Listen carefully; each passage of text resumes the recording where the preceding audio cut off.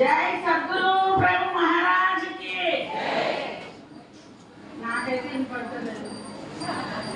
जय सद्गुरु प्रभु महाराज की जय सद्गुरु प्रभु महाराज की ఈ జై ఎందుకు కొట్టాలి అంటే మేలుక కోసం. ఇప్పుడే మంచి భోజనం తిన్నాం కదా. మరి వేదికను అలంకరించిన పెద్దలకి, మరి మా మద్గురులైన పూర్ణానంద కర్ణాటి పాండరమ్మ గారికి, మరి బ్రోధ గౌలితమైన సమిష్టి బోధానంద ఉపలంచి కృష్ణమూర్తి నాయన గారికి, మరి అదే విధముగా వేదికను అలంకరించిన అందరికీ కూడా నా ద్వాదశి వందనములు. అదే విధంగా సభలో ఆశీర్వాదాన్ని అందరికీ కూడా నా ద్వాదశి వందనాలు. మరి పురాణయ్య గారిది 53వ వార్షిక ఆరాధన సందర్భంగా మనందరము ఇక్కడ సమావేశం అయ్యాము. మరి ఈ ఆరాధనలు ఎందుకు చేయాలి? ఆరాధనలు అంటే ఏంటి అసలు?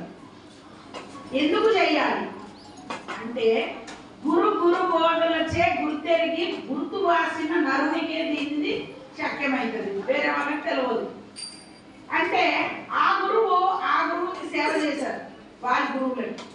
వారు మళ్ళీ శిష్యులకి బోధ కడతెరచడానికి చెప్పుతూ ఎక్కడ దాకా వచ్చింది? మన దాకా వచ్చింది. అంటే మనం ఏం చేయాలి? మనం సామాన్యులం కదా. ఇప్పుడు ఒక గురువు దగ్గరికి ఎందుకు వెళ్ళాలి?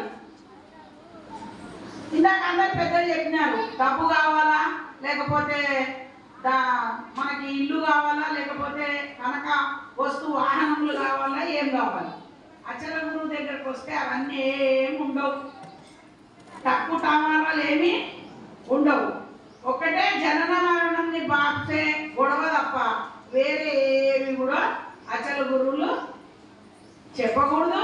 ఒకవేళ ఏ దానం తినడానికి ఆ దానం పెట్టాలని ఒక సామెత ఉంది కాబట్టి మనం ఏం చేయాలంటే ఎవరికి వాళ్ళని అది చూసి ఇట్లా కొట్టి వీళ్ళకి చెప్పాలి అనుకుంటే చెప్పదగు గురువు బోధ అని వాళ్ళకి అనుకున్నాం అనుకోండి, అప్పుడు మనము వారికి చెప్పాలి, లేకపోతే చెప్పకూడదు. ఎట్లాంటి వాళ్ళకి చెప్పాలి? వినాలని, కనాలని, మనసందు కోరిక ఉన్నోని చెప్పాలి. ఇప్పుడు ఒక చదువురాని పిల్లోడు ఉన్నాడు, వాడు ఎంత చెప్పినా చదవడు, కానీ ఏం చేస్తాం మనం? చదివిస్తాం, ఎట్లయినా చదివిస్తాం, ఎంత ఖర్చు అయినా పెట్టి చదివిస్తాం. అదే అచల బోధలో ఉండి మన పిల్లలని తీసుకుపోయి అచల గురువు దగ్గర వేస్తున్నామా?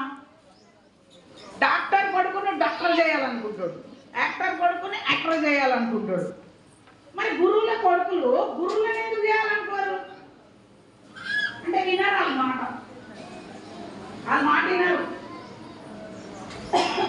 వాళ్ళ మాట వినరు కాబట్టి గురువుని చేయరు. అక్కడ ఏం పని చేస్తుంది? మనసు. అంటే వినవలనని, కనవలనని మనసందు కోరికగలుగు మనుజుడే వినుడి అన్నాడు. అది కొడుకైనా, కూతురైనా, పెళ్ళామైనా, మొగుడైనా, ఎవరైనా సరే, ఎవరు వినాలని మనసు ఉంటుందో, ఎవరికి ఈ జనన మరణం రాహిత్యం చేయాలంటుందో వారికి ఈ బోధన చెప్పాలి.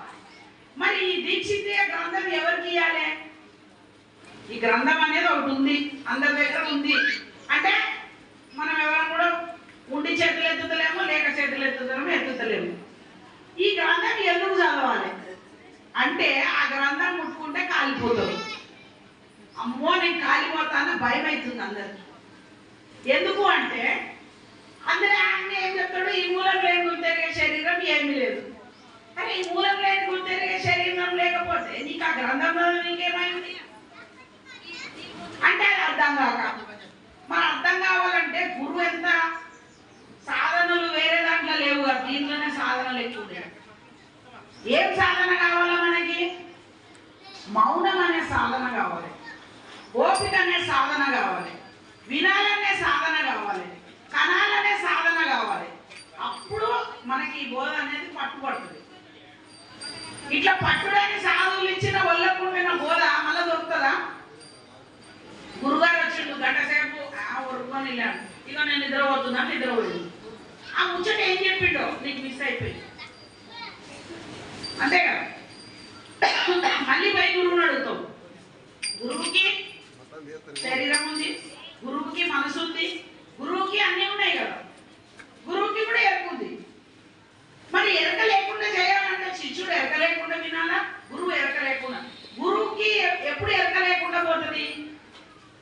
ఎప్పుడు ఎప్పుడు ఎరకపోతుంది? ఎప్పుడు ఎరకపోతుంది? చూపరా అనేది నేను చూపిస్తుంది, నువ్వు ఉండ చూసినావు కదా అనగానే తలుపుతాడు, నేను ఉండ చూసినాను. నువ్వు ఉండ చూసింది ఎరక కదా, అర్థం చేసుకుంటే నువ్వు చూసింది ఏంది? అది ఎరక. నీకు తెలుస్తుంది కదా, ఒక ఒక నీకు ఒక చైతన్యమో లేకపోతే నీకు ఏదో ఒక బొమ్మలాగా ఏదో కనబడుతుందని అంటున్నావు. మరి అది నీకు కనబడుతుంది అన్నప్పుడు అది ఎరక కదా, కనబడదనే కదా. ఏదైతే కనబడదో అది కదా పరిపూర్ణము. మరి నీకు కనబడ్డది అన్నప్పుడు ఎరక కదా.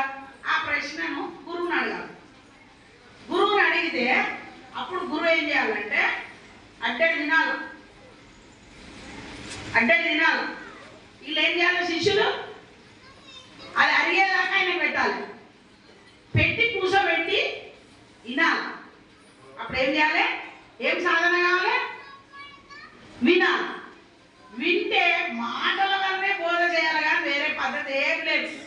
స్కూలుకు పోతే తంతరు, ఇక్కడ తన్నలేము. ఇక్కడ కొడతాం, అమ్మ బెత్తం తీసుకొని నువ్వు చెప్తా ఈ గంధార్థం చదవకపోతే నీకు దెబ్బలు కొడతాను. నీకేముండాలి? వినాలంటే మనసు ఉండాలి. కృష్ణయ్య గారు నవ్వుతున్నారు. అది మరి ఎందుకు అంటే ఇప్పుడు స్కూల్లో అంటే అందరికన్నా నువ్వు బాగా చెప్పావు అనుకో నీకు చాక్లెట్ ఇస్తామంటావు, అంటారా? ఆ పొద్దున్నే స్కూల్కి పోవడానికి కూడా వాళ్ళు చాక్లెట్ ఇస్తారు. అంటే ఎక్కడ జీవుడు లంచం ఇస్తేనే పని నడుస్తుంది. ఇక్కడ లంచాలు లేవు, నో చాక్లెట్స్, ఇక్కడ నో అడ్రస్, ఇక్కడ ఏం లేవు కదా, ఏమి ఎవరికి అవసరం లేదు. వీళ్ళకి ఏం కావాలి? పరిపూర్ణ బోధ ఏంటంటే ఎవరు ఎందుకు వింటారు? ఎందుకు వింటారు? వినరు. అదే మా ఎన్టీఆర్ గార్డెన్లో దీపాలు పెడుతున్నామంటే అబ్బా నిన్న నేను తయారవుతారు. ఒక్క షాప్లో నూనె దొరకదు, ఒక షాప్లో ఒత్తులు కూడా దొరకవు. అదే గురువు గారి దగ్గరికి పోయి బోధించాలంటే ఇంత కూడా వస్తుంది. వచ్చిందాకా పోలేదంటారు, వచ్చిన తర్వాత తిన్నాక నిద్ర వస్తుంది. ఇప్పుడు మళ్ళీ కొంతమంది నిద్ర వస్తుంది. జయ సద్గురు మహారాజ్కి. అయితే ఇప్పుడు పరిపూర్ణ బోధకు దీక్షితీయంలో ఏం చెప్తారంటే మొదలు వంకర అయితే తుదల్లో వంకర. అంటే మొదలు వంకర అయితే అని ఆ మాట ఎందుకు ఆయన అన్నారు మనం విచారించాం. విచారించిన తర్వాత ఆయన ఏమంటారంటే శ్రీశైలం పోయిండ్రంట. శ్రీశైలం తెలుసా అందరికి? మంచిగా తెలుసు. శ్రీశైలం తెలుసు, పోయొచ్చుంటారు అందరు. అయితే అక్కడ శిఖర దర్శనం చేయాలంట. మరి ఎంతమంది చేసిరో నాకు తెలియదు. అయితే ఆ శిఖర దర్శనం చేస్తే ముక్తి కలుగుతుందా కలగాలా అని శిష్యుడు అడుగుతున్నాడు దీక్షితీయమ్మ. అంటే అది ఎవరైతే దర్శిస్తారో వారికి కలుగుతుంది, లేకపోతే కలగదు అని చెప్పిరంట. ఎందుకు అంటే 4 సుశ్రూతలు లోలత గావించి లోకాతీతం ఆలోకించి గురునిచే ఈ లోకము జోలి విడువు ఇంతే చాలన్నా నీతో కూడా ఇది మరువకన్నా అని ఆ కందార్థము అక్కడ జోడించి అక్కడ 4 శుశ్రూషలను చేర్చి దీక్షితీయంలో చెప్తారు. ఇప్పుడు 4 శుశ్రూషలు అంటే మనోళ్ళు ఏం చేస్తారు? స్థాన శుశ్రూష, భావ శుశ్రూష, అంగ శుశ్రూష, ఆత్మ శుశ్రూషకి వెళ్తాం. అవి కావు. 4 శుశ్రూషలు లోలత గావించి నువ్వు గురు దగ్గరికి వెళ్ళి నువ్వు లోలత గావించి అవి ఏంటి తెలుసుకొని అప్పుడు ఏ భావానికి రావాలి? గురువు దగ్గరికి వెళ్తే భావం అభావయ శుశ్రూష కావాలి మనకి. అంగ శుశ్రూష అంటే అంగమే భంగమైపోయింది. పరిపూర్ణ గురువుకి అంగమే లేదు. అంగం లేనప్పుడు ఏమి ఆయన కాలిన మునుగవలే ఉన్నాడు. ఆయనకి నువ్వు ఏ శుశ్రూష చేస్తావు? అప్పుడు నువ్వు ఏ స్థితికి రావాలి? కనాలి. అది తెలుసుకోవాలి అన్న శుశ్రూష తెలిసి ఉండాలి. అట్లా 4 శుశ్రూషలు లోలత గావించు లోకాతీతం. లోకానికి అతీతమైనది ఏమున్నదో ఆ గురువు దగ్గరికి వెళ్ళి తెలుసుకోవాలి. దీక్షితుల వారి అభిప్రాయం. అప్పుడు ఆ లోకాతీతమైన ఏముంటది? రామాయణం ఉండదాడ, పరిపూర్ణ బోధ ఉంటుంది. ఆ పరిపూర్ణ బోధన ఏం చేయాలి? మంచిగా గురువుతోటి వినాలి. వింటే ఏం చేశాడు గురువు గారు? మొదల చలము నెరిగించదా విదితముగా లేని ఎరుక వివరింతు పయన్. ముందేం చెప్తాడు? మొదల అచలాన్నే చెప్తా. ఎందుకంటే ఈ రోజు మీకు చెప్పి రేపొద్దున గురువు ఉంటాడో లేదో తెలియదుగా. గప్పును పుట్టుకుని గురువు అయినాడు అనుకో, గురువు తిప్పలు తప్పవంట. అందుకని ఏం చేశాడు పరిపూర్ణ గురువు? ముందు తెలియకపోని ఆకులుంటే పొట్టలు పలుకుతాయి, అంశాలు ఉన్నాయనుకో జీర్ణించుకుంటాయి. కాబట్టి వాళ్ళు ఏం చేస్తారు? వినవలనని ఎవరికైతే ఈ బోధ అలాగే చెప్తారు. మొదల చలం నెరిగించదా విదితముగా లేని ఎరుక. లేని ఎరుక అంటే ఏంటమ్మా? పదే ఎక్కువ ఏం లేదు, చిన్నగా. 1 ఓంకారం, 2 ప్రకృతి పురుషుడు, 3 గుణాలు, 4 వేదాలు, 5 పంచభూతాలు, 6 అక్షడ్వర్గాలు, 7 సప్తధాతువులు, 8 అష్టమదాలు, 9 నవరాత్రాలు నీళ్ళనే ఉన్నాయి. ఇంకా 10 దశావతారాలు, అవి కూడా మీరే. అంటే ఎరుక. దీన్ని వదిలేయమని చెప్తున్నాడు గురువు. కానీ ఏం చేస్తున్నాం మనము? ఆ పొద్దున్న లేచి నుంచి ఓము, మళ్ళీ దశావతారాల దాకా దాండాలి కదా. అందుకని అందరికీ జై సద్గురు బ్రహ్మ మహారాజ్కి దండం పెట్టి ముగించుకుంటున్నాను.